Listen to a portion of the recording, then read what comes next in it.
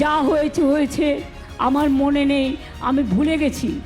আমি মনে রাখতে চাই সন্দেশখালীর মেয়েরা, ছেলেরা তারা 1 নম্বর স্থানে আসুক, তারা ভারতবর্ষে 1 নম্বর। সন্দেশখালীর ঘটনা নাকি ভুলে গেছেন মমতা?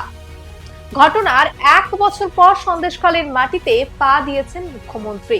সরকারি সভা থেকে একগুচ্ছ প্রকল্প প্রদান করেছেন, কিন্তু যেই সন্দেশখালী একদিন নারী নির্যাতনে উত্তপ্ত হয়ে উঠেছিল, সেই সন্দেশখালীর ঘটনা কিভাবে ভুলে গেলেন মুখ্যমন্ত্রী? এ বিষয়ে শুভেন্দু অধিকারী কি বলছেন শুনুন। যে ভুলে যান যা হওয়ার, এত সস্তা আমাদের মা বোনের সম্ভ্রম ইজ্জত, সব ভুলে যান। যা যা করেছে সব ভুলে যান। আমি তো ভুলে গেছি, ভুলে তো যাবেনি। অত্যন্ত যন্ত্রণাদায়ক অতীত। 70,000 ভোটে জেতা সিট 7,000-এ হেরেছে, ভুলে তো যাবেনি। মুখ্যমন্ত্রী সভা থেকে বলেন, জানি এখানে অনেক টাকার খেলা হয়েছে, দেখলেন তো সবই ভাওতা। টাকার অঙ্কের খেলা হয়েছে, পরে দেখলেন তো সবটাই ভাওতা। মিথ্যা বেশি দিন চলে না, মিথ্যেটা কিন্তু একদিন প্রকাশ পায়। মমতা ব্যানার্জি এই বক্তব্যের প্রসঙ্গে বিরোধী দলনেতা শুভেন্দু অধিকারী বলে, আমাদের টাকা দেওয়ার কোনো সুযোগ নেই। আর ভারতীয় জনতা পার্টি একমাত্র দল, তার পুরোটাই আরটিজিএস এনএফটিএস করে হয়, মানিলেস। আমরা যে অ্যাক্টিভ মেম্বার হয়েছি, প্রাইমারি মেম্বারে তো টাকা লাগছে না। অ্যাক্টিভ মেম্বার যারা হচ্ছে আমরা 100 টাকা করে দিচ্ছি, আমাদের টাকা অ্যাকাউন্টে দিতে। ভারতীয় জনতা পার্টির নরেন্দ্র মোদীজির নেতৃত্বে, জেপি নাড্ডাজির সভাপতিত্বে এই ব্যবস্থা অনেক আগে থেকে, অমিত শাহজি যখন ভারতবর্ষের দলের প্রেসিডেন্ট ছিলেন, সেদিন থেকে ক্যাশ ট্রানজাকশন বিজেপি হয় না।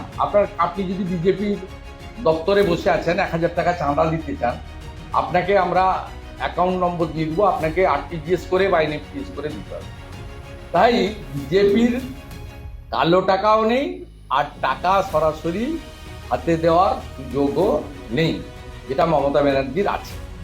মমতা বন্দ্যোপাধ্যায় ওই সভা থেকে আরো বলেন, সবাই মিলেমিশে থাকবেন, কোনো দুষ্ট লোকের খপ্পরে পড়বেন না। কোনো দুষ্টু লোকের খপ্পরে পড়বেন না। আর মনে রাখবেন, কোনো মেয়েরা কেউ ডাকলেও আর চলে গেল সেটাও যাবেন না। আপনাদের অধিকার, আপনাদের নিজস্ব অধিকার। সরকারি যখন প্রজেক্টের পরিকল্পনার জন্য চেষ্টা করবেন, সরকার দুয়ারে সরকার করবে। শুভেন্দু অধিকারীও তা পাল্টা প্রতিক্রিয়া জানিয়েছেন। রাতে তো শাহজাহান ডাকে,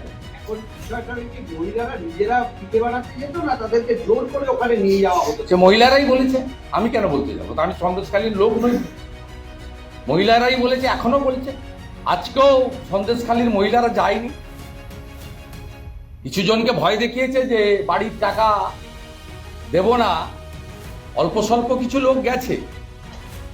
গরিষ্ঠ সংখ্যক সন্দেশখালীর দ্বীপের লোকরা, যে 5টা দ্বীপ রয়েছে, যে 5টা দ্বীপের লোক, সন্দেশখালী, গেলিয়াখালী থেকে শুরু করে, রামপুর থেকে শুরু করে দ্বীপের লোকেরা যায়নি। যে 7-8 হাজার লোক গেছে, তাদেরকে পুলিশ এবং বিডিওরা নিয়ে গেছে ও তাদেরকে অনেক কিছু পাইয়ে দেওয়ার লোভ দেখিয়ে নিয়ে যাওয়া হয়েছে। পুলিশের লঞ্চে পার করানো হয়েছে, উনি হেলিকপ্টারে গেছেন। মোট 3 কোটি টাকা খরচ করা হয়েছে আজকের এই কর্মসূচিতে, এক্সচেকারের টাকা। ঠিক 1 বছর আগে বিক্ষোভের আগুনে জ্বলে উঠেছিল সন্দেশখালী।